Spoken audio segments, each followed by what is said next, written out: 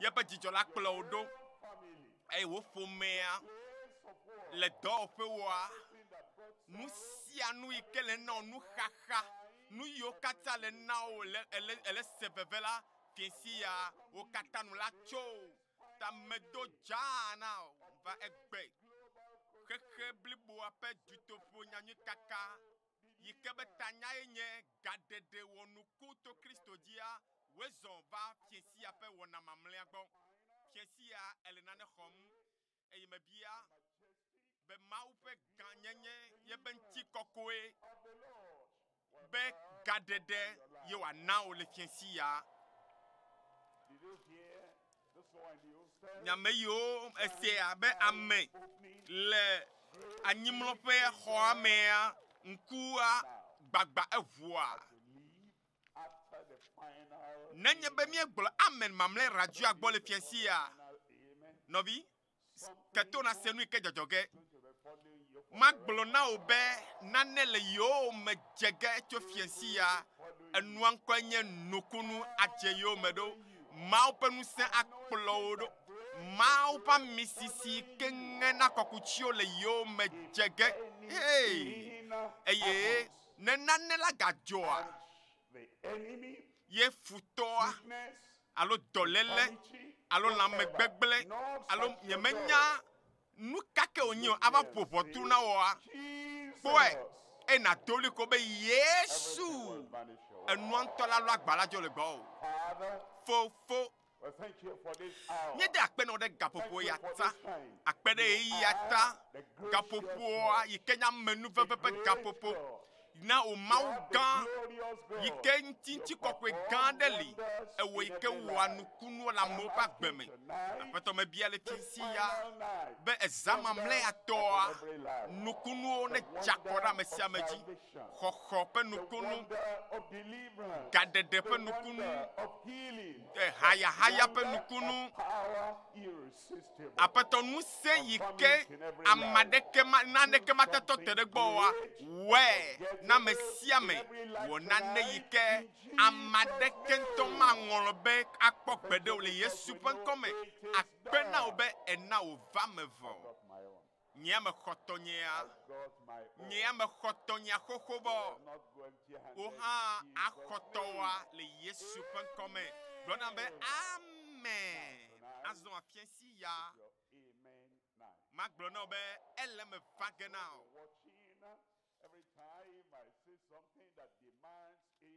Nenye be megblɔ nya ɖe yi ke ehiã ko be nagblɔ be ne va me nenema nɔvinye woagblɔe ko dziƒo la ɖo kpe dzi na o. Bɔbɔ nɔ anyi le aƒetɔ la ƒe yayra me fiesi ya míedi be míalé nyawo katã ƒoƒu nu yiwo katã srɔ̃m míenɔ enu yiwo katã se míenɔ tso Mateo ƒe agbalẽ ta delia dzi egblɔ be kpikpi ame Yesu ƒe gbedodo ɖa yi ke wòfia yebe nusrɔ̃lawoa ebe megakplɔ mi yi ɖe tetekpɔna me o ke ɖe mi tso vɔ̃ɖitɔ la si me ɖe mi tso vɔ̃ɖitɔ la si me elabena tɔwoe nye fiaɖuƒe kple ŋusẽ kple ŋutikɔkɔe eka yi o yi ɖe mavɔ mame sia ame ne do ɣli sesẽ radio gbɔgblɔ na be amen fiesi ya ɖe aƒetɔ di be nase nane gɔme be esi ke ye nye tɔ na mi míatɔ mía fofo si le dziƒoa azɔ míawoe nye kewo le anyigba dzi nenye be etɔ te ɖe asam ɖe tamea anɔ kpɔ nu sia nu yi ke le anyigba alo gɔme eyi me ke ne Mawu le dziƒoa mía fofo si ke le dziƒo ne ede bubu ebe ŋkɔ ŋuti elabena eya le dzi ɖaa ekpɔa nu sia nu yi ke le dzɔdzɔm le anyigba dzi ele kpɔ hã le anyigba dzi eye nenye be ekpɔtɔ nɔ kelili tɔe ye be nyame nɔe gbɔ esi ke ya le dziƒo ɖa la eye Mawu ya le kpɔ nu yiwo katã me tom nele eye ne be ewɔ fofonye elabe nyenye si la ne bia nukunu ɖea ana la va me na o ebe ɖe wo ŋkɔ ŋuti na kɔ wo ya ne le anyigba dzi vɔ taɖodzi ɖeka la nɔ asi o susu ɖeka la nɔ me o eye agbenɔnɔ ɖekae nanɔ ne fɔ le ŋdi ɖe nɔvinye gblɔ be nu kake mawɔe gbea la mawɔe atsɔ akɔ Mawu ƒe ŋkɔ ŋuti nu si ke mawɔe gbea enye be mato Mawu ɖe ƒe ŋkɔ ɖe dzi Mawu wɔ nu ale be Mawu ƒe ŋkɔ ŋuti nakɔ gbe sia gbe nɔvinye nenye be ewɔna nenema be yeawɔ nu atsɔ na Mawu ƒe ŋkɔ ŋuti nakɔa donkui be Mawu le yi dzi ɖaa ele kpɔwòm eye enye be wòhã ne le anyigba dzi eye kpe gbɔ be Mawu alo míame yiwo nye mɔzɔlawo le anyigba dzi la míanɔ bubude be kɔnti gasia game ne wɔ nenema nukunu adze yiwo me nukunu akplɔ ɖo gbe sia sia gbe la kpe gbɔ be megaƒoɖi ebe ŋkɔ o megayɔ eƒe ŋkɔ dzodzro o elabe nenye be ele wɔm nenema la akpɔ be yayira mava dzi o vɔ nenye be ame aɖe wo ya ele Mawu ƒe mɔ nyuitɔa dzia nɔvinye se ɖa nenye be ame aɖe ƒo fi de wo hã wo ya gblɔ be Mawu wo ŋkɔ ŋuti nakɔ la nu kake dzɔ wo gblɔ be yeƒe ŋkɔ ŋuti nekɔ nu sia nu ke na wɔa nuwɔe be Mawu ƒe ŋkɔ ŋuti nakɔ eye yeƒe fiaɖuƒe nava esia yi ke natsɔ nu agbe le anyigba ya dzia na be o aƒetɔ wò fiaɖuƒe nava ŋutikɔkɔe kple ŋusẽ be fiaɖuƒe yi ke xena mɔ alo tsrɔ̃na nu sia nu yi ke xena mɔ na Mawu ƒe lɔlɔ̃nu la aƒetɔ wò fiaɖuƒe nava eye fiaɖuƒea me ŋusẽ le me fiaɖuƒea be ŋutikɔkɔe fiaɖuƒea be nyonyo kple be gãnyenye la magblɔ nɔ be adze yiwo me le woagbe me ŋkekewo katã me woawɔ wo lɔlɔ̃nu egafia mi hã egɔme nye be aƒetɔ nu sia nu si ke medzi be mawɔ koe nye be wo lɔlɔ̃nu nava me ame aɖe va be yava aka se kpakple o aƒetɔ wo lɔlɔ̃nu nava me alo woawɔ wo lɔlɔ̃nu nye kple srɔ̃nye ŋutsuwo alo nye kple srɔ̃nye nyɔnua nenye be míele nu ya kple keme kpɔm eya kpɔe ale ƒomevi nye ame kpɔe le go keme dzi woawɔ wo lɔlɔ̃nu me yi afi ɖe kpekpe me yi dɔwɔƒe me yi asime fi kake ma yi la nu kake bia me le gbea Yehowa yenye be abosam ƒe lɔlɔ̃nu ma va me le woagbewo me lo vɔ ame vɔ̃ɖi yiwo be lɔlɔ̃nu hã ma va me le agbewo me o la be fi sia fi ke na yi afɔ sia afɔ yi ke na ɖe la tɔwo koe anye be woawɔ wo lɔlɔ̃nu le anyigba dzi si gbe ale si wowɔnɛ le dziƒo ene eye magblɔ be agbewoa ela to mɔ ɖeka yi aƒetɔ la be ŋusẽ akplɔwo ɖo gbe sia gbe donkui be yebe fiaɖuƒea afi ke fiaɖuƒe le la afi ma fia hã nɔna eye efia medzina be yaɖu fia ya ame bubu anɔ tsitre tsim ɖe nu o eye efia akpe gbɔ be woaɖu fia le ame sia ame ƒe agbe me le agbewo me le afɔɖeɖewo katã me eye nakpe gbɔ be fiawo dzi fia nenye be le ɖu fia le agbewo me la magblɔ na wo be agbewoa anɔe kple taɖodzinu me be agbenyama anɔe kple taɖodzinu eye ekema woawɔ yeƒe lɔlɔ̃nu eye ne susu ya nɔna me o esia yi ne se agbea gɔme alea la nɔvinye anye be Mawu le dzi ele kpɔwòm ye afɔ sia afɔ yi ke ɖem nele nu sia nu yi ke wɔm nele la agblɔ be Mawu woawɔ wo lɔlɔ̃nu ene lala ɖe nuxaxa manɔ dzime na o vɔvɔ̃ manɔ me o mati dzodzodzo labe nu mawoe wu na amewo le anyigba dzi vɔ fofo si ke le dziƒo la elle nkona nuo kata hallelujah ma ba mi afofo sele jifola e khonkona nuo kata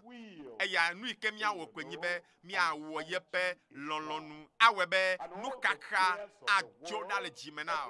eye tam bubu o kata wa jo le jiome eke ma pepe wi de keliazon ebe na mi afeno dodo si asumia nu egbela mi apetola echo dade emoji eye miomi labe evio nene eye enye etonami abale ke vito megbena jogbonana evia yike la feme ola no bi nene makeno ai bia ma we gbebe nene e ba bolola magbono be ao mate okpo o gbona be amen enya amado li o srona nu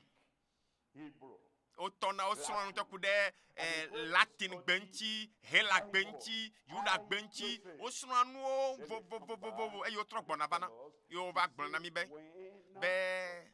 ne le gbedom da be mau atema gbon be ao be e ma hanye donchi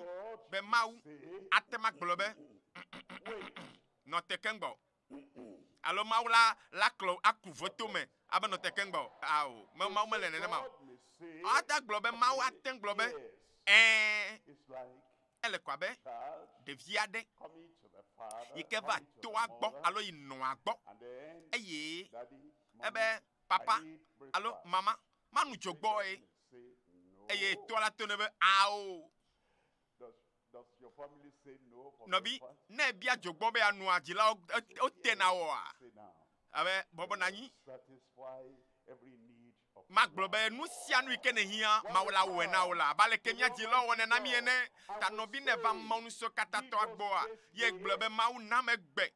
abolo alo jogbo ike manu egbe a na mi egbe be hia ike le mi ajia you will never say no. Mau mateola, magbena ola. Jipo la tona o agbono be piensia magbono be mau le gbogloge na obe Look at 12 there. Papi piye velia zon ebe eye na chomia pe vodada o kemi donc oui bile popo tokude de viadelo bla pele etoa fofo sikele jipo mia fofo si le jipo be nya glomiele eye ne vagbon nebe fofo I've sinned against heaven. oh me wo nouveau de jipo ple nu ti o nye meje be na yombe vio de moto de kao enu makela plastique kona o akho acho nouveau o ke o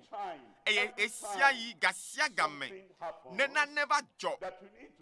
eye elebe na gbe nebe fofo o cho nouveau nyo kem acho ake o hanu make eye piensi yala ne do jesido no nouveau nu yo ne wodenchi eye ne do jesido le jime vanvan bede ye magatema no agbe akpele fo bubu ple nu kaka le jime o eye ne va jipo fofo la gbon abe ao me jagola tonye ve nouveau kemla apetola adon khokho adon dododo de jiome de miakata nya be jime azon pepiwe ton lia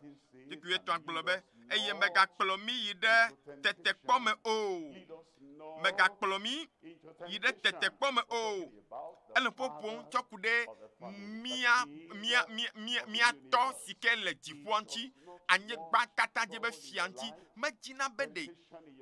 ya demon alona neke yike lava a gble domea ba denamo alonu iklava tuchocho de efebe sesebe tomede ma demon la edanye anye gba jola fika keyo maula ekpoto le mia gbo esia yi tanenye be esia yi ele pombe a ofofo nye sikele jipo aw elabede vinye nkajimnele melila manon chikokwe made mo be tetekpo deke lava amio lava dujio ebe demi to vondi tola sime azon ebe vondi tola ne vondi tola ma no gato tre globubula etros nuka etros va foku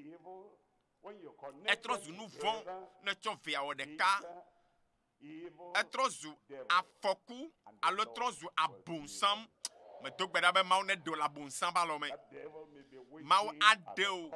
le abonsam ba lɔ me abonsam ate be ɖe kɔna ɖe dzi ete be ɖe kɔna dzi le afi ɖe ɖa o vɔ ma gogo ya o bebe ɖe fi kake ye wo be ɖoa aƒetɔ la akpɔe tso kaka dziƒo ke ese gɔmea míɔ mi le anyigba dzi lo eye ele kɔ etadzia nenye be nane gatu abonsam ŋkume mele zezem hã oa miatɔ si le dziƒo ya kpɔe afi ke wo be ɖoa afi ke vɔa be ɖoa kaka na va to afi ma la va yia aƒetɔ la ŋutɔ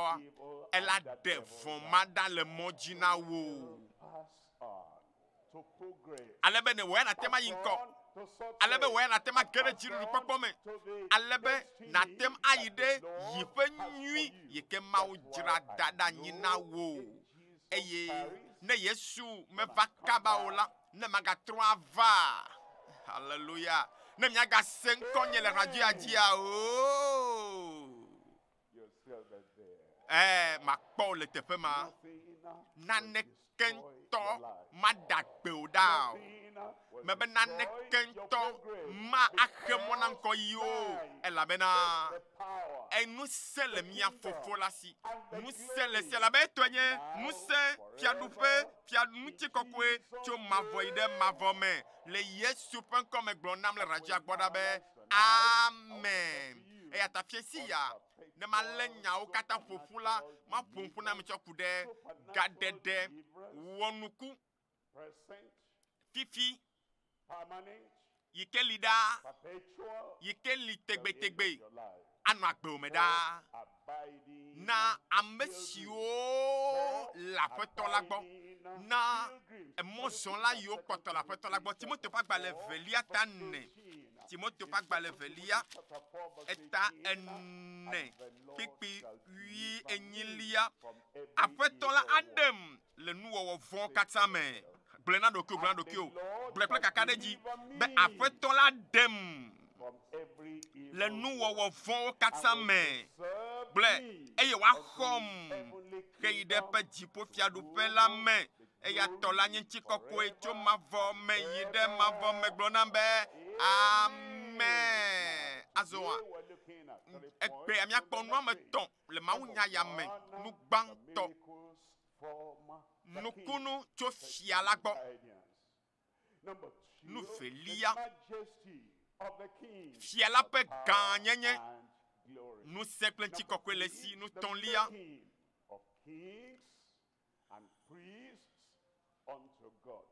ale si ke mienye fianunɔla nyenyewo na Mawu mia fofo ke nye va akpa gbãtɔ ŋuti magblɔ nɔ be ametakpɔkpɔ yi ke fia la tsɔ nana efiawo egblɔ le gbedodrɔ me be megakplɔ mi ke ɖe tetekpɔ me ke ɖe mi tso vɔ̃ɖetɔ la si me afi nate ma gblɔ do gbe ma ɖa nyawoa segɔme be nɔvi eɖo la trɔ dzime eɖo la da si le nu vɔ̃wo ŋuti eɖo la ava Mawu gbɔ to Yesu Kristo miaƒe tɔ la ƒe vɔsa dzi ke agbewo trɔe agbewoa megale nu vɔ̃ wɔm o megale nɔe le nu vɔ̃ me o gama me na trɔ zu Mawu ƒe ƒometɔ dometɔ ɖeka ye Mawu anye tɔ na wo wòye anyi vi nɛ ekema ko wotsɔ nu vɔ̃ ke o esi be ke aƒetɔ atsɔ nu vɔ̃ ke vɔ woɖe wo vɔ esi ke woɖɔ wo ɖo vɔa ewɔ mi ke de megbe dzo Yesu le Yesua gbɔa ne trɔ ve gbɔa ema me ko afi ate ma gblɔ be megakplɔ mi ɖe tetekpɔ la me o nenye be etrɔ megbe tsɔ do tetekpɔwo alo ne va tra mɔ tso tetekpɔ wɔwɔwo gbɔa kpɔ ɖe nu nɔvi nenye be enya be nua enye nu gbegblẽa mate ma lé nua wɔwɔ ɖe asi anɔ gbɔgblɔ be aƒetɔ megakplɔ mi tso tetekpɔ mo ao ame yi trɔ dzime ame yi ke megase na vivi le tetekpɔ ƒe nuwɔnawo me o, ame yi ke megakpɔ dzidzɔ le nu vɔ̃ɖi wɔwɔ me o la, ame mae la te nɔ gbe dom ɖa be awo Mawu, nu ya megadzɔ adzi nam o, nye megale dim ke o, nye meganɔ mɔ ma dzi ke o. Ema ko nata gblɔ be Mawu ye kpe ɖe ŋutinye la, ye megakplɔm yi ɖe tetekpɔ me o.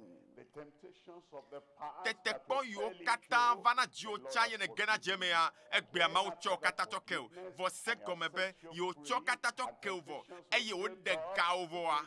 azɔ nanɔ gbe dom na Aƒetɔ la, Aƒetɔ, nye megadi be magage dze nene tetekpɔ mawo ke me o, nye megadi be maganɔ siga yɔm o, maganɔ aha num o, nye megadi be magage dze wo me ko Aƒetɔ la ɖe wo le wo katã me ɖo ŋkui be ne trɔ dzi me hafi ko yina te ma do gbe ya ɖa be Aƒetɔ megana magage dze nu yɔ me. Aƒetɔ me yɔna nu ya tsã, me nuna nu ya tsã, me nɔna gbe ya tsã, me tsɔ ɖokuinye ƒo ɖe nu ya me tsã, ke azɔa metrɔ dzi me, metrɔ zɔ ame yeye, nye megadzidzim be mawɔ nu mawo ke o ɖe kpɔe le Psalmo tabla 1:20. Psalmo tabla 1:20. Kpikpi gbãtɔ egblɔ na mi le Psalmo tabla 1:20. Kpikpi gbãtɔlia ebe woayra ame siwo tsɔ eƒe dzidadawo ke, ame si ƒe nu vɔ̃wo dzi wotsɔ nui, egɔnye be agbe yɔ amea nɔ tsã la, eva Mawu gbɔ, etrɔ le eƒe dzi me. Eye nu yiwo katã wowɔ tsã la eɖe asi le wo ŋuti, azɔa ele gbe dom ɖa be ameawo megana gage dze nu xoxoa me azɔ o. Kpikpi velia ebe woayra ame si Yehowa mebu vodada nɛ o, eye eƒe gbɔgbɔ me la alakpa ɖeke meli o, eye alakpa ɖeke dzidzi megale dzi me nɛ ne nu xoxoawo wɔwɔ o. Ese gɔmea, dzidzi megale me be yeaganɔ bebe me agave nɔ nu vɔ̃ wɔm azɔ o, eye hadede ɖeke dzidzi aɖeke megale me azɔ be ɖe ne tetekpɔa va yagawɔ aha, elabe azɔ ame ma wole tsi nɛ yeƒe agbea Mawu tsɔ be nu vɔ̃ ke ema me afia me mate ma do gbe ma ɖa gblɔ be megakplɔ mi yi ɖe tetekpɔ me o. Enya me le kɔkɔm na wazɔa, kpikpia ma andre lia gblɔ be ebe bebeƒe nenye nam, ekpɔ tanye le xaxa me, eye netsɔ ɖe medo gbe ɖa be ne ɖe wò tso xaxawo me. Mebe Mawu la ɖe wò tso xaxa me lo, ebe nenye be xaxa li eye womekpe wo be va gbɔ, ye amewo le gbatukpa be atɔ yewo nɔnɔewo le gbata na wo nɔnɔewo hã ne kpɔ kakaka be hafi ma va takpekpe ya kɔma dada ɖo viviana na ŋutɔ lo ha o ne enua dzo le dzime na wo vɔ alo be le enua gbɔ be yawoe ya magate ma do gbe ma ɖa be Mawu ne kpɔe ta tso xaxa ma me o ɖe, medo gbe ɖa be wo ya zɔ ɖe xaxa magage ɖa gbe me o, ke magblɔ nɔ be wo ŋutɔ hã megabe dzi nya o, meganɔ nya dzim o, eye enya hã ma va dzi o, eye meganɔ ekɔ be nya me o, ekpea, eye medo gbe ɖa be gbegblẽwo kple kaxawo katã ma va dzi o, ke wo ŋutɔ lé ɖokuiwo tso nu mawo wɔwɔ me, eye megadogo ayi abe dzi nu gbegblẽ mawo, ta ne dzi be Mawu ne ɖe mi tso, ne ɖe wò tso xaxawo kple fukpekpewo katã me la, nɔvia le be mía ŋutɔ míalé mía ɖokuiwo, ale be Mawu ƒe amenu veve yi ke ge míaƒe agbe me la, míagatsoe atsɔ aƒo asi o, elabe nuwo trɔ azɔ, eye azɔ mi trɔ zu ebe eye dzi kplɔ be eye netsɔ ɖeɖe ƒe asetsotso ƒo xlãm, ela tsɔ asetsotso aƒo xlã o, nɔvinye la dzi ha la, eye maganɔ veve se mazɔ agbewoa tso egbe dzia yi netsɔe da asi me na Yesua, netsɔe na Yesua, medo gbe ɖa be ɖeɖe dzidzɔkpɔkpɔ asetsotso la yewoatsɔ tɔkpɔ do wo lo, eye adzi ha, adzi atisoga ƒe ha, eye adzi ha ku ɖe Mawu ƒe ŋutikɔkɔe yi ke la vava ŋuti na dzi ha, elabe Yehowa tsɔ xɔxɔ tsɔ tɔkpɔ do le agbemeŋkekewo katã me le agbemeŋkekewo katã me la nye ya ma di hã gblɔma se kpekpe nyilia ebe mafia nu wo mafia mɔ si ke na to la wo aƒetɔ neke mate ma wo me la nyɔ nam aƒetɔ ebe nye ŋutɔ mafia nu wo aƒetɔ neke ma aɖu dzi o Yehowa be ɖe nye ŋutɔ mafia mɔ si ke na to la wo takpekpe ya va kpae eye meto bebe evɔ lo takpekpe aɖe kpa ma lo evɔ woe ma mega yina tsɔtsia mega dena sɔlemea hã o eye gbedodraƒe biblia sɔsrɔ̃ hadziƒe yiyi enu biblia me toto nu mɔ katã etsɔ ƒu gbeɖeŋgbedome aɖe nɔvinye deke mawo la fia nu wo ɖo ekpe ya ene ike mawo dza fia mɔ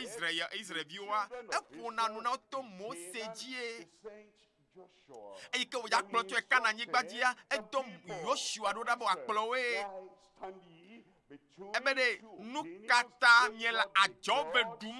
mahã mitia Mawu ɖekae ne Yehowa nye Mawu miedze yome eye ne ye Baal nye Mawu la eyi ke Mawu dza fia nu yawoa edɔ Eliya ɖo ɖa mekpɔ vɔ wo lo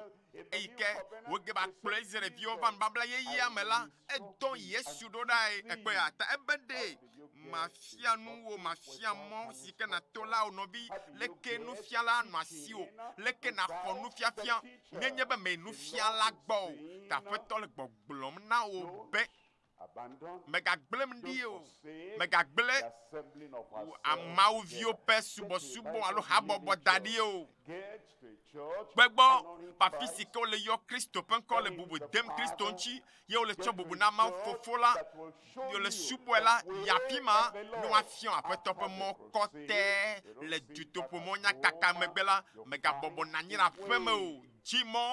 na subɔsubɔ teƒe ɖe eye nawɔ ɖeka kpakple mawuviwo le afi ma eye hamewo li vovovovovovo nyeme gblɔ Deeper Life ƒe hamea ɖeka ko o anye hameawo dometɔ ɖeka vɔ hameawo li vovovovovo wɔ tsatia na ɖeka yi ke me wole aƒetɔa yɔm le kple dzi vavã eye aƒetɔ la afia mɔ o mebe aƒetɔa ata mɔ na o gblɔ na be amen elabena dziƒomawu ya afia nu wo ata mɔ na o le mɔ si ke dzi na to la ebe maɖo Adam na o eye nye ŋkuwo anɔ nu wo nɔvinye gblɔ na be neva me Yehowa ata mɔ na o neva me na o nenema eye nenye be aƒetɔa le fia mɔ woa Mawu makplɔ ve kɔ ɖe gege me o Mawu makplɔ ve kɔ ɖe anyidzedze me o Mawu makplɔ tsɔe ɖe adzafɔku me o boŋ ɖe akplɔ o kakple yeƒe ŋkuwo nu velia yi ke mie ŋuti nya le ŋku ɖo azɔ yenye fia la ƒe gãnyenye kple yeƒe ŋusẽ kple ŋuti kɔkɔe menya ƒoƒo na mi tsɔ ku ɖe efia ƒe gãnyenye ŋuti ne mi trɔ gbɔ va Matewu ƒe agbalẽ ta 8 mea egblɔ be elabena tɔwoe nye fiaɖoɖo kple ŋusẽ kple ŋuti kɔkɔe tso mavɔ me yi ɖe mavɔ me amen fiaɖuƒe ya enye ŋusẽ ƒe fiaɖuƒe eye ŋusẽ ƒe fiaɖuƒe me míele fiaɖuƒea nye ŋuti kɔkɔe ƒe fiaɖuƒe eye ŋuti be wo fiaɖuƒea ɖe ŋuti kɔkɔe le me la se nuwo gɔme azɔ etsɔ dzinu la gavava ƒe la vava tso mavɔ yi ɖe mavɔ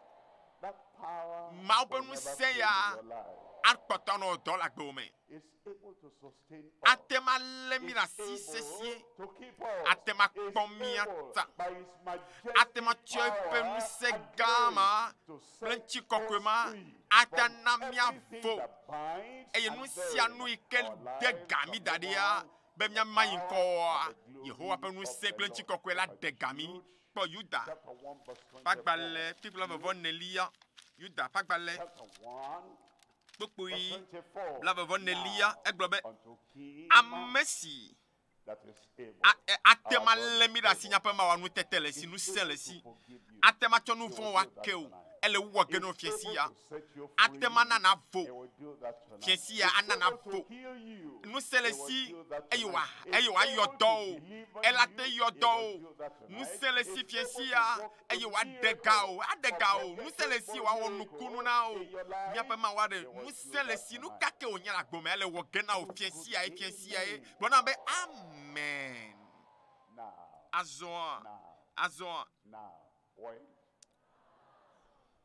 when is the power of God E coming kai upon mo your pe nu life? si adoga la gbome fifula ye. When will he set you E free? kai wa nana vo fifula When ye will la. he deliver Mai you? ma va malenchi o When fifula will ye. he wipe E out, kai blot out uja every sin a you ever committed in tutu your nu life? vo kata na lenchi o ha fifula ye. Blema se la fifula ye la. Unto Ebe him yato that is able amesikatem to keep you, alle midasi able to keep you, atema leodasi able to keep beba you. atema leodasi Now, azoa if you're not looking for trouble, nenye be mele nyajimo wa trouble came, ye nyava bawa it will keep you. ye ntola blitao hallelujah Daniel was searching for life. meno nyajimo de Daniel Not saying, meno nuvon the wom lions, I want to show abe how powerful I am. No, ma no, de no. fiabe nusele hasinye no le de jata do ma ha madumo aude Daniel no anyi ko no pedom da ya me yo me no apedodo da pe nyagbo ame yo me no na be Daniel na o na no kadede nyutom ko be ma wa be aha miele mi glo be na mande do gbeda na ma ubobu le fi de pepe la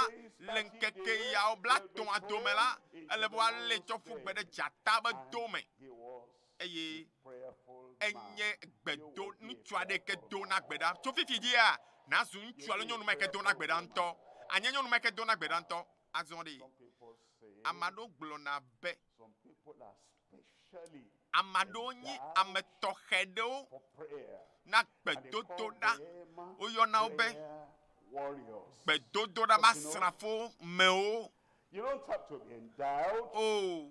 with a special gift. menya nunana tɔxɛ ɖe hafi nɔvi nye na ƒota ɖe gbedodo ɖa me o ese gɔmea hafi abia yayra na gbewo dzi o hafi na bia nyo na kɔ na gbewo dzi o hafi na bia nu nyuiwo tso dziƒo fofo la gbɔ o Of everyone dze na wònye na ame sia ame ke nye fiaɖuƒea me vi that your nɔvi ne wò agbe nye ko be ɖe listening ear.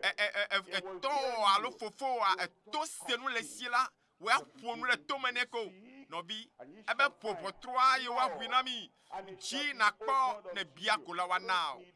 tamehia gbedodo ɖa ƒe nunana tɔxɛ aɖe hafi atɔ nu gbedodo ɖa o ebe dzi ko ƒoƒotroa ko mehia nunana tɔxɛ ɖe ebe ɖe anu kake na bia fofo la le nye ŋkɔa dzia ebe nu ma ke nye la ma wɔ na mi ke ale be woakɔ fofo la ƒe ŋkɔ ŋuti le vi la me Daniel be nyagblɔ mie le edo gbe ɖa enɔ gbe dom na abaleke woado gbe ɖa ko abaleke ame sia ame dona gbe ɖa ene eye wova lé ƒu gbe ɖe dzata be doa me eye mme dzata dzim o ɖo vɔa wova tsɔ dzo ƒu gbe ɖe dzata be do me aƒetɔ la kpɔ ta wo le afi ma dzata ɖeke alo ŋusẽ ɖeke mele keke ya me ɖe yi ke ate ma xe mɔ ne mawo ƒe taɖodzinu le agbewo ŋuti o lo haleluya bɔnɔvi ele ko be nu yi ɖeka na wɔe nye be tsɔ mawu wɔ fofo etɔ na wo miatɔ si le dziƒo wo ŋkɔ ŋuti na kɔ do bubue ŋuti eye tsɔ ŋuti kɔkɔe ŋdɔ nɛ ebe wo fiaɖuƒe na va woawɔ wo lɔlɔnu le agbenye me wo lɔlɔnu ne va me le anyigba dzi si gbalẽ si wowɔnɛ le dziƒo ene azɔ ne kaka ɖe va tukaɖa ɖe va tetekpɔ ɖe va eye nenye mawu tɔa mana wo kaka ɖe dzi o mawua magble wo da ɖi o akpɔta wo tso dɔléle ma me mebe ɖe eyi ke wòɖe wo tso nu vɔ̃ si me vɔ ɖe aɖe wo tso nu vɔ̃ ɖiwo katã me egblɔ be ebe bena miaga klinu adeke o atema cho mi atuchitre de benchi kokoe fe nkume makaka manonui ebe mawu de ka onko ple mia hola mia mawu ya nunyala e yape mawu ya etenye sijeje kle nunya abosanwo ya ayetoe kake mawu ya yetenye sijeje ame yo do angbeda menchia o jinabe yo akplomi ve de gbegbleme kakenya pe mawa nyanuwo kata ebe mawu de ka on plemia kola Yesu Kristo nenye bene troji me gama me hafi no bi elesenya gomea ne troji me tu agbe dasi na Yesua afi Yesu troye Yesu trozu khona me tona o etro Yesu troze de lana o eya to anyi nchikokoe anye mato kafuka nye to ganyenye jedodo nuse chofifia dasi choide mavo choide mavo me dogbera bebo nchikokoe ne poto ade kakao de la gbome me begbe ma open nuse ahedo nchi va gbome le fiesia egbegbe Yehowa pe ganyenye kple pe nuse la me biabe ne toto di la gbome ebe chofifia yide mavo ma me siame ne gbona be amen la gbome la apeto la ne na wa va me la gbome nu kake la ge nu kaka va gbome la apeto ma demone o musianu yike age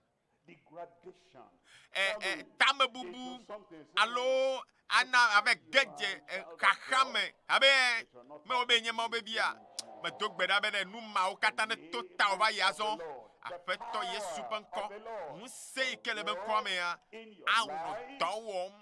la gbeome na ne kento mado lipone o akpaton lia yike mi akwazo nu ton lia mi apomputo kude alesike o mi fianu no la nyenye we lesike o mi fianu no la nyenye we na mawu ekpe egbede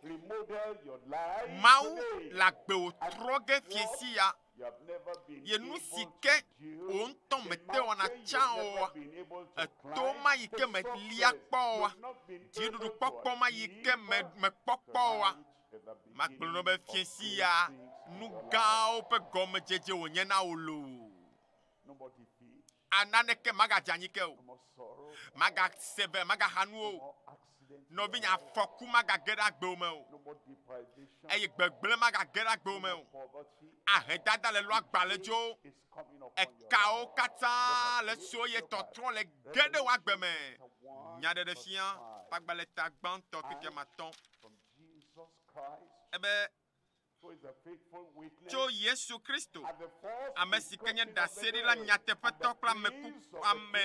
kuku open gogbeto kla nyigba di fia o pe jidu lalagbo amesike lomi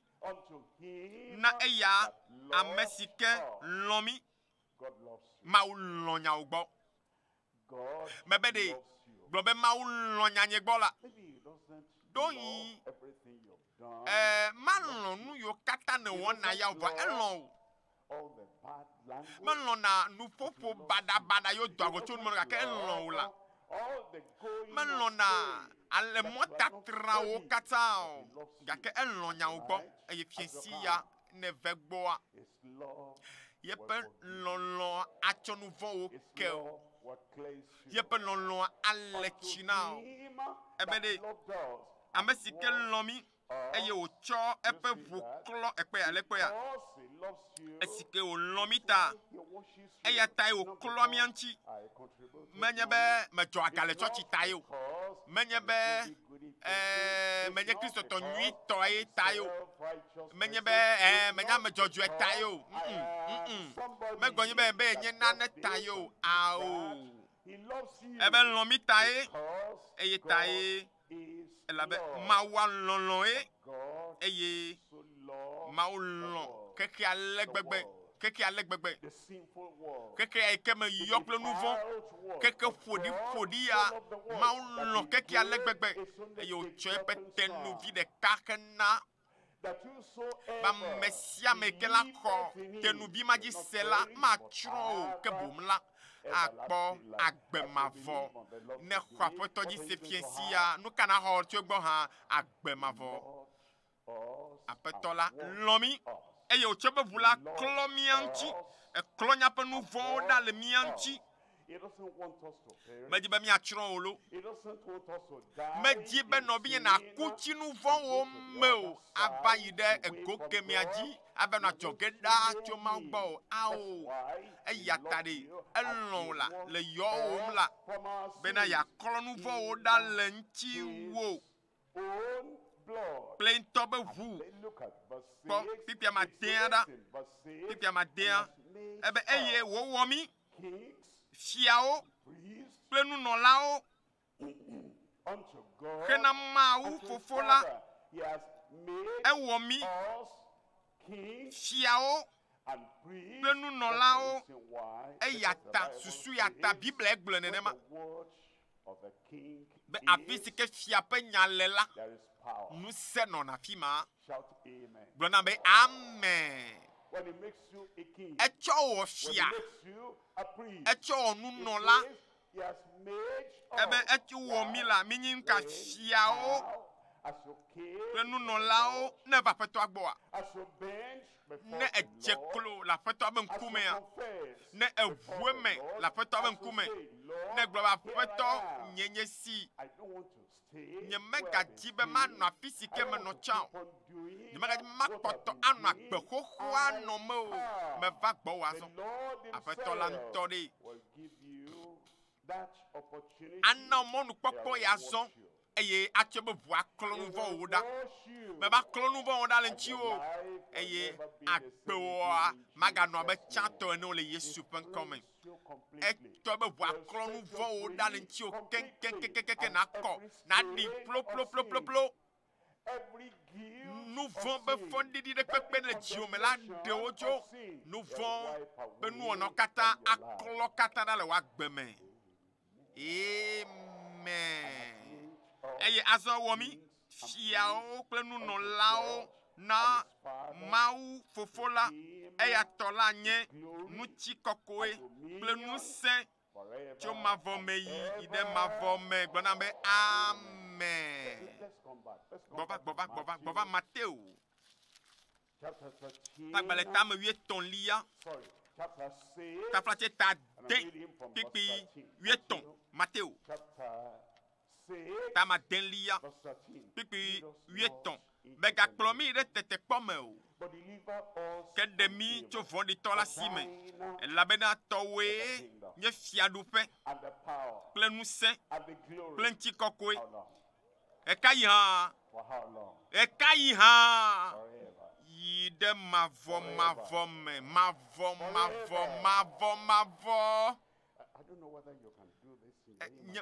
nyemenya nye me ŋutɔ ate ma susu nua kpɔ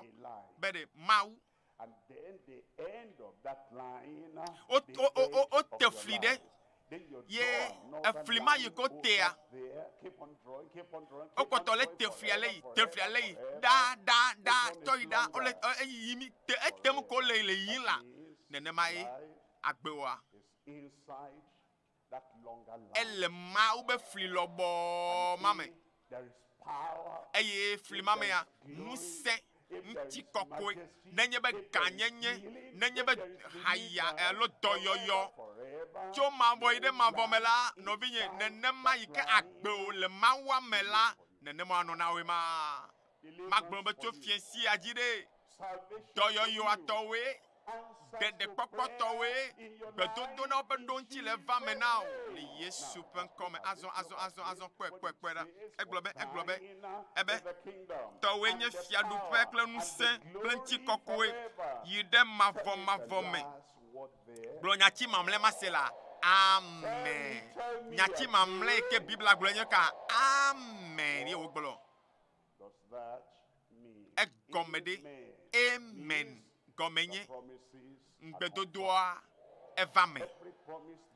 ŋgbe yiwo katã aƒetɔa do da ɖe anyi na wɔa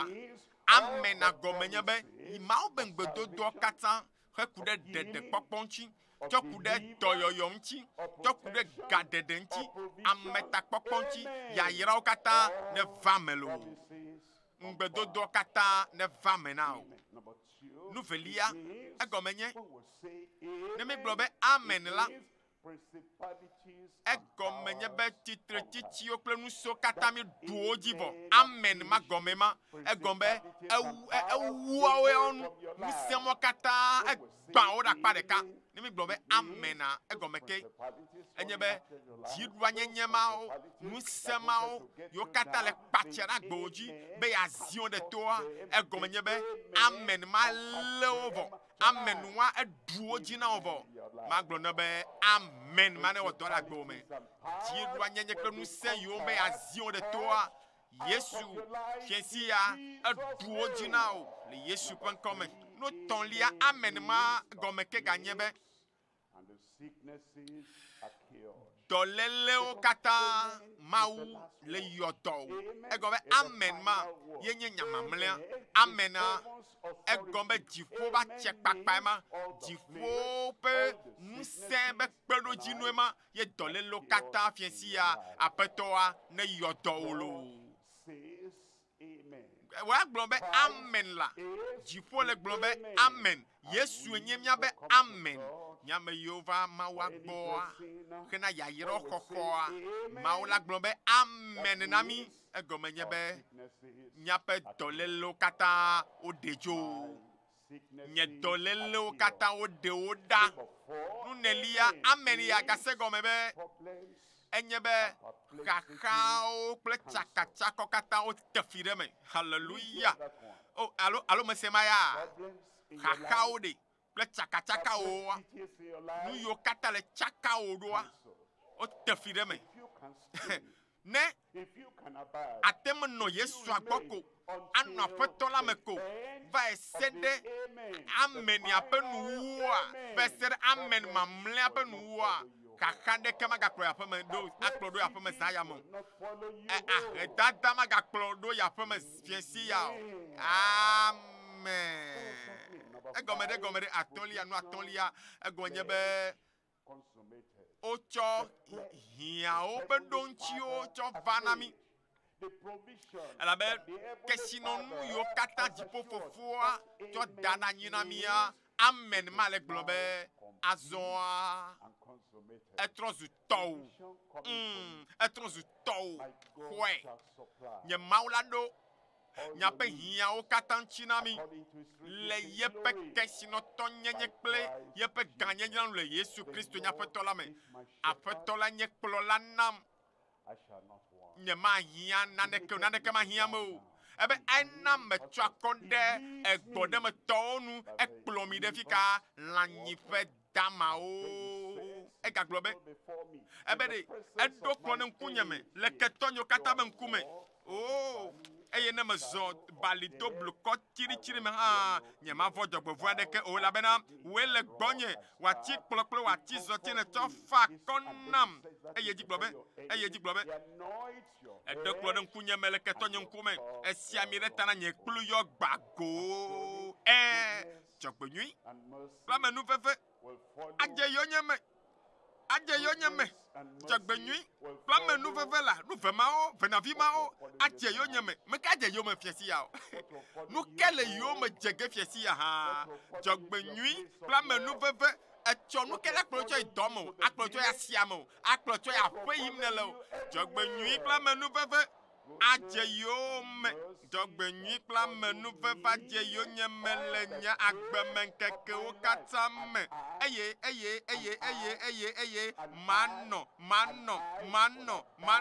manɔ Yehowa ƒe me daa ebe ɖe migana nyaƒe dzina ƒuƒu nyanyanya o xɔ Mawu dzi se ni konye Yesu anji se fofo nye pe mela no pe gede woli ebe ne mele ne ma ola anye ne me gbre dara nyina mi koko ke me yina be ma jira te pe do di na mi bana be amen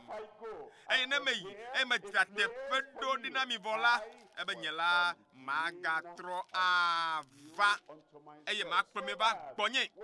bena afisi kemelela miawo kha miano afima nyama no afima nyama la afima yigelo ella bena enyem nyape dela la bena enyem nyape mau ne vame amen ma egomenye bena ma be keshino nu kata yo cho daranyina mia o kata transmiato amen ma via den no adelia egomenye be nu se pakple achekpakpa o kata o tu enamivo egonye be edomia gome echomi nanyi la ekokomi nanyi de nu sema zipiji egombe echomi nanyi de nu seme novi echo fia pe safio dalomena eya fisike fia pe nyale la nu se la pima nu se anabe kakakpa de kayo katara gbomela ola kaka le fiesia le Yesu pen comme amen ma agome ganyebe mia pe do pe ikemie do le Christo me minye fianu no la nyenye o eye apeto be nu se le miaji nu sema ele ko le fiesia amen no amandre li agome nyebe egbedodo da ple nu kanu se o wodeka gbedodo da wa ple mo be nu se o cha o wodeka mo be nu se la dediva apato kontinye ne me glombe amen la anabe gbe me doda anabe avame nu makapeto yodom enu make be nu se la dediva ayodo enu make ebe gbogbogbo le miaji vage nyanyenye da sedi la le Jerusalem le Judea le Samaria kle anye gbape mo nu ke ba peto meva yemeji be mano gbojogbojo anye amegbole dadi o menyana gbogbogbo be nu se ebere amen magonyi be nu se akle gbedodora o kata o wodeka ebere apeto we globere ya yodom we globe ya degam apeto meva ne toyoyo apeto meva na gadede ya ne mi globe amen la egomenye be amei o gbe amei le gbe adomda pakle mo pe nu se o wodeka maklo no be fiesia nu se leva toyoyo leva gadede leva nukunu leva me ewo de ka pakle apeto la vo mebe miakle apeto mi o de ka dari wo vo chocho ke leva vam now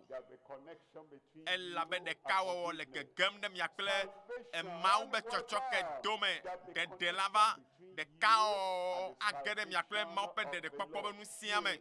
nukunu hale me vam glona be nukunu doli glona be nukunu ble nukunu mase nukunu la ne mi glo amen ko chia le fiesia nukunu de le gegege de akpeume le fiesia le Yesu pen comme jipoya jiradovo nyoha de miso gba ngba dia babade esogbele rajo agboda bo a babade jipoya sogbe volo nyea me sogbe la apetola elle nane woge eye anabe jipo pe amen ma adida gbe oji me sia ne bobota so ne miamianku bobota eye amianku the Lord has been waiting for you apetola lalao le gapopo yaji he loves you be na jesi be de maulo nyanyegbo he wants to cleanse you ejibe ya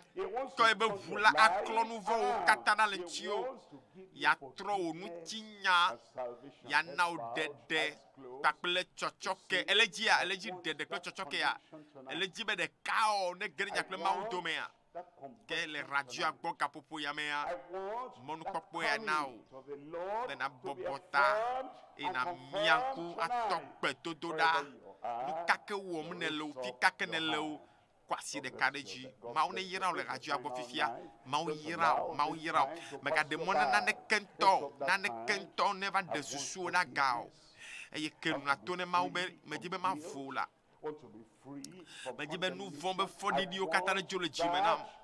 apato me le di dede le fiensia ebe menye be amesia me sika yu apato la ben kola be wade kwasi maji na glonebe apato nam dede le fiensia jo nu von yo kem le fiensia ikene kwasi media ete chofa ete chitre eye ajibe na glona pato be mejibe de kawo ne no nye pakpelo mau pakpelo nye agojela dome e glona be apaton me de kukuna nu yu bada yokata agbe bada yokata me no na cha siga yoyo ahanunu nu bada yokata ye me wo chamba ya apaton e me va gbo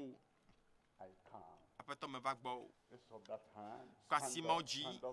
ne mano ne miano gbedodoraji akpene mawu be fiesi atowe ezaya towelo esike ekwasi ji ale gbe adomda gbagbo na apaton la be apaton nye magayide nukokoao wowoji azon o glene be apaton cho nye nouveau kata kem tro nya gbe nono cho nouveau nyo kem e na dem glene on to ken no glene apaton me le di me trom le nkume eye de kawo agede wo nouveau la gle ma fofola domain bonabe amen. We're going to pray together now. Na to bedare ju fofo le Yesu pen kwame Pray, Lord, me le dogbeda ba mesia me yo wo chachia ye jiji ale o me yo de kukuna be na cho yo be nouveau ke yo na de yo pe nouveau na yo la apeto me dogbeda be chocho ke ya ple khokho ne gedo ba gbemele Yesu pen kwame apeto dida selo pe jime be azonla o chopo nouveau ke o chopo no tutu abe nouveau da eye o tutu fo bubu o kata da le pe jime eye azonla apeto la pe khokho egedo pa gbeme do peji be khokho su o si azon le Yesu pen kwame. thank you, Lord. Apato me de akpena o benya be ewevo le Yesu pen kwaji dogbeda le kabona kebe amen egomenye be evame la gbe o me le Yesu pen kome kotono radio agbo eye abaleke nyeno nyanyana na oname mienela mega kojo le radio agbo la be zade ya miabe pastor la ga 3 va dogbeda de miatane doyoyo hoho eyata nuike na ofifia kwenye be ne fiensi ya ewea le radio de l'évangile allo jivea eye ne sema unya veveya eye nyao e wachachia e chonya mebe a nuado la tro me do la twa gbenyina Yesu tonto eye ne wonya me chocho le radio agboa ke maklonu obe na acho wo alome kapomovia eye nu sike na okwenye be na ayo nomba sike yogemi ala fifia eye na chonko papele pike ko ikemenele yoyoncho papele adresse o kata chododa lekepe nomba ikenye blasheke voton de ke ople amene blaton voni e naga awo blaton vonike Nomba ya die na temato academia nchi eye megatsɔe da ɖe tsɔdziwo vɔ wezi ɖeka elabe wenye yayra tɔma le radioa gbɔ le fiesia le dɔwɔƒea le asiame le aƒeame le kɔndzi fikake ne le gaƒoƒoya me se radio de l'évangile le aƒewa me ne wɔtsatia mega axe ɖe megbe o nɔmba yi ke nye yɔ yi ke nye bla sheke vɔ etɔ̃ ɖekewo kple amene bla tɔ̃ vɔ nyi bla tɔ̃ vɔ nyia etem tsɔ ŋkɔwo kpakple ekɔ yi ke me ne lea tsɔ ɖo ɖa ɖeke ƒe nɔmba dzi wɛ enumake wɛ enumake megalala o megahe ɖe megbe hã o wɛ enumake ne nɔvi nyui aɖe naxɔ le eka godo eye woa anawo nyanyanana vevi aɖewo yiwo la tem akpe ɖe ŋuti ta miame me yiwo katã se mia ŋkɔ tso keke yawo ɖagbe ke yi mietɔ ɖoɖo ya dzia eye ɖeke ŋutɔ meda o eye netsɔ agbewo na kristo eye mekpɔ yɔ tsɔ ŋkɔwo kpakple adreso tsɔ ɖo ɖa ne woate ma kpe ɖe ŋuti o be na ayi ɖe subɔsubɔ nyuietɔa dzi alo mawo be subɔsubɔa dzi ale be yayra wo nanɔ anyi na wo ɖa woa mɔnukpɔkpɔ ya nyi ya na wo be na wɔ zi ɖeka wɔ zi ɖeka eye megaŋlɔ be gbedodo ɖa le megbe gbɔna le madzidzi me o bla asheke vɔ etɔ̃ ɖekewo kple amene bla tɔ̃ vɔ nyi nɔmba ya ɖeka ko dzi miato ake ɖe mia ŋuti eye mia aƒoto ɖo nyuitɔ na mi mawu tsɔ wɔ fia vivɔ etsɔ wɔ fiae etsɔ wɔ nunɔla eye etsɔ dzesi tɔxɛ aɖe ɖo nuwo meganɔ ɖokuiwo kpɔm be yeganya ame xoxo ma o magblɔ no be mawu trɔ nɔnɔme na o mawu trɔ ŋutinya o tso fiesi ya dzi etrɔ zu ame yeye eye ame yeye le kristo me la nu xoxoawo nu va yi eye nuwo katã zu yeye ke azɔa ne kpekpeɖeŋu nyuitɔa natem asɔ asi o eye natem alike le kristoa mea ne yayra woa woakpɔtɔ anɔ edzi na wo ɖa la eya ta nɔmba ya eli ɖo bla asheke vɔ etɔ̃lia ɖekewo kple amene bla tɔ̃ vɔ nyi ye mexɔ se be ele yɔ hã vɔ ne yɔ ye womekpɔ xɔ le kame oa ke nye be ame ɖe hã yɔyɔ mema ke lekona agbɔ dzi ɖi vi ɖe ko eye nagatrɔ gbogbo ayɔ ɖeke ƒe nɔmba ta woe nye yayra tɔma le fiesia aƒetɔ la eyra wo geɖe yayra bubuwo gale ŋkɔ gbɔna eye ne woya ewɔ tsɔ ŋkɔ ɖo ɖa vɔ ye mehia be naga ayɔ woa ke nu yi ke na wo koe nye be natɔ gbedodo ɖa le radioa gbɔ atɔ gbedodo ɖa wofia mi fiesia woƒo nu ƒo na mi woɖe gbedodo ɖa ŋutɔ gɔme na mi nyuie ɖe me kɔ na mi kitokito miatɔ si le dziƒo wo kɔŋtsi na kɔ wo lɔlɔm le anyigba dzi si ba le siona le dziƒo ene na miegbe miaƒe nuɖuɖu si ka su na mi la eye ebe megakplɔ mi ɖe tete kpɔm o ke ɖe mi la le vɔ̃ɖitɔ la si me gaƒoƒoa na wo be yi ke ne tsɔ agbewo na kristo vɔa wofia mi be azɔ nate ma do gbe aɖe azɔ eye mawu la se na wòazɔ la be trɔ zu via ke tetekpɔ yiwo katã va na tsã eye wɔne be va ge na dze me ye kristo gbe wòava nɔna ayi dzi ava gɔmea ke azɔ do gbe ɖa kple xɔse elabe ŋugbedodoa tɔwoe yayrawoa tɔwoe do gbe ɖa kple xɔse be aƒetɔ ne ɖe le ɖeke be tetekpɔ vovovo ma katã me eye ɖoyi wea kuxibue le dziwo agba ɖe le dziwo tɔxɛ ɖe mawu nye eye mawu eɖo ɖoŋtia hã eye fiesia le ɖoŋtia xɔ ge elabe yesu medoa nukpe dana le medoa nugbe dana le dzi o eye yesu medoa nukpe ameha o ne edo dzi ɖe nu la ana nakpɔ yeƒe ganyenye godo eta fiãsia le gbɔwò ɖa ele biã ŋusẽ be nu ka dzim nele be mawɔ na wòa vinye nutsuvi vinye nyɔnuvi vinye sukuvi vinye sukuvi ɖewo yi wo ayi dodokpa ge ko ne gena ne yi ko age ayi ko age eye gapase dodokpa vɔ lé ta ɖe asi awo leke woaganɔ ɖo awo megaxa nuwo dziɖuɖu ava ɖo na wo vɔ dziɖuɖu be ƒe woae ya haleluya eye yɔ yesua ko fiãsia tsɔ nyawo de asi me nɛ tsɔ nyawo de asi me nɛ gblɔe nɛ fiãsia ela na be amen de la di ɖe agbewo dzi amen ele di ɖe agbewo me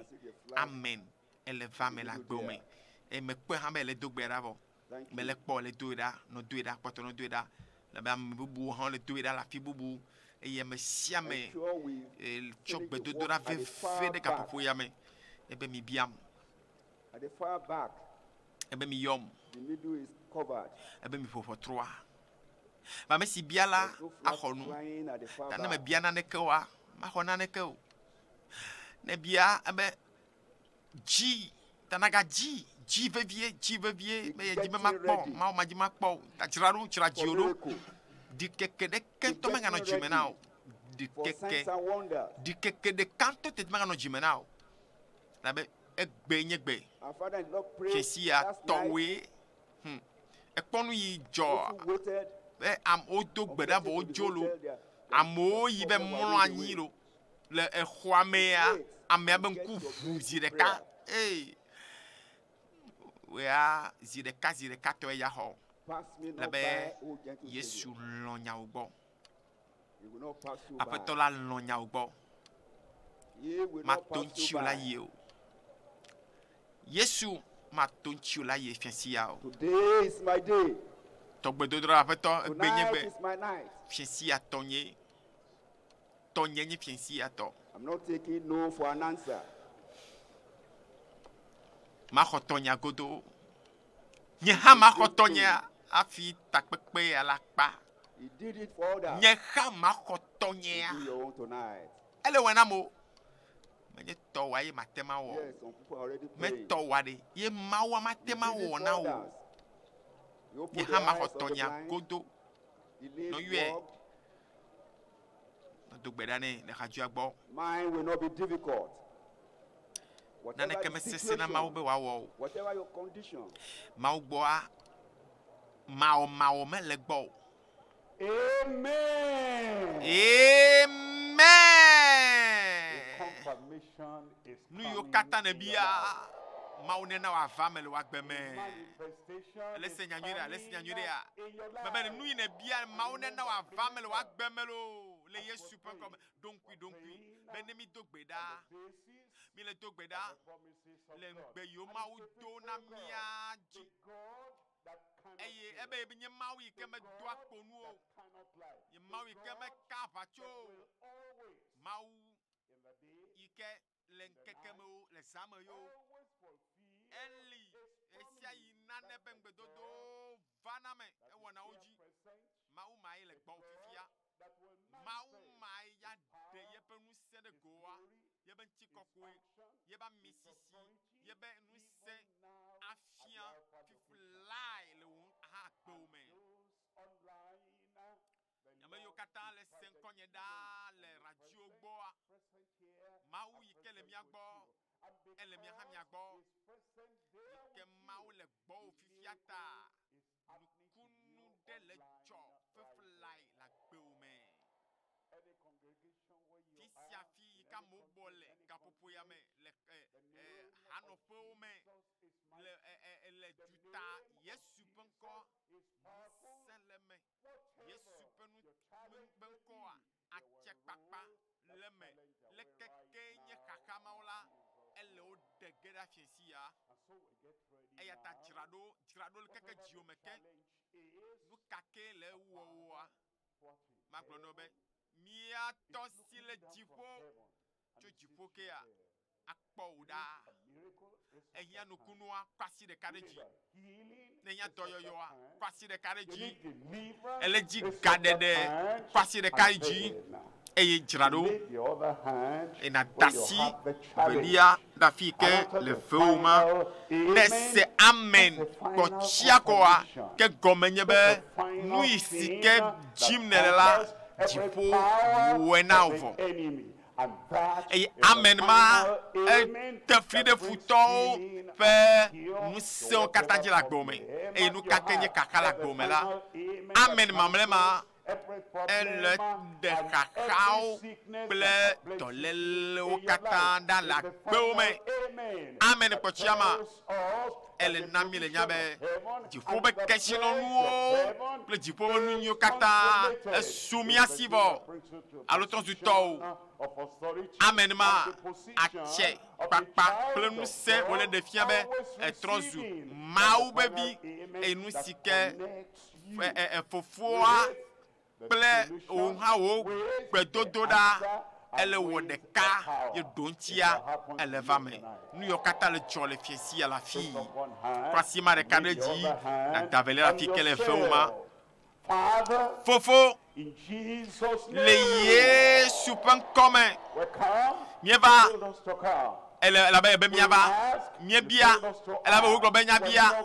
míele ƒoƒɔtrɔa na o elabe wogblɔ be na míaƒo ʋɔtrɔa aƒetɔ míele dzi wo ne be míadzi míele dzi wo dɔyɔyɔ míele dzi katutu tso gbɔwo míele dzi ɖo ŋtsi ne nyabe xaxawo tso gbɔwo eye ne gblɔ be ɖe Yehowa míakpɔe aƒetɔ míexɔ ɖo ŋtsiawo vɔ míele kpɔ nukunuawo vɔ míele xɔ dɔyɔyɔa vɔ míele xɔ ŋusẽa vɔ míele xɔ gaɖeɖea vɔ aƒetɔ medo gbe ɖa be nana wòava me le ame sia ame ƒe agbeme le Yesu ƒe ŋkɔme xaxawo katã ɖewo ɖa le nyaƒe agbewo me eye futɔ ma ƒe ta mebia be nagbẽ le ame sia ame ƒe agbeme le Yesu ƒe ŋkɔme na be dɔnɔwo naxɔ dɔyɔyɔ dɔnɔwo ne haya ne xɔ dɔyɔyɔ eye medo gbe ɖa ame ame yiwo katã le se ŋkɔnye le radio gbɔ le duta le yavala vovovowo dzi medo gbe ɖa ɖo ta be Mawu yɔ dɔwo le fiesia ŋusẽwo ne ge ɖo ƒe agbeme dɔyɔyɔ ne ge ɖo ƒe agbeme aƒetɔ yɔ dɔwo le afi sia afi le Yesu ƒe ŋkɔme adavadɔma meɖe gbe ɖe dziwo be togo le afi ma le Yesu ƒe ŋkɔme ŋkume yi ke gbã meɖe gbe ɖe dziwo be ʋu le Yesu ƒe ŋkɔme ŋku yiwo katã wogbã alo mekpɔna nukpɔnu fitifitia ŋkume dzi ne kɔ le Yesu ƒe ŋkɔme aɖetutu kple etokuwo be to ne ʋu ne aɖetutu tɔ ne ƒo nuƒo ame yiwo katã ye akplɔlui be dɔ ekpo le dzime kpakple nutetewo la me ɖe gbe ɖe mia dzi be miatso le amewo ƒe agbeme le Yesu ƒe ŋkɔme koko be dɔ ma yi ke le ŋuti wa koko dɔ ma ne vɔnɔ le Yesu ƒe ŋkɔme eʋu ma yi ke kɔna le ŋuti wa enu ne so le Yesu ƒe ŋkɔme dɔmadamada ɖe kpekpe abe cancer alo ayikume dɔ wɔm nyui ɖe o agome dɔ wɔm nyui ɖe o aƒetɔ me do gbe ɖa be nakpɔ nyame gbɔ na amewo katã yɔ dɔwo ɖe gawo na woavo bafama yi ke le kekevi ma mea mebia be Mawu ƒe ŋusẽ ne kasi wo fiflae be ŋusẽ ne ge ɖe wo afɔwo me le Yesu ƒe ŋkɔme tsitre na zɔzɔli le Yesu ƒe ŋkɔme aƒetɔ me do gbe ɖa be nukunu ne dza le afi sia afi ŋusẽwo ne tɔtɔ dzi le afi sia afi gaɖeɖe wɔ nukuma ne va me le afi sia afi ɖo ŋuti ne va na ame sia ame ƒe gbedodoɖawo aƒetɔ me da akpe na wo aƒetɔ me da akpe na wo elabena eva eme le Yesu ƒe ŋkɔ dzi me do gbe ɖa le permission in your life. Maou do pedi le wa gbeme. Le Yesu pen kome.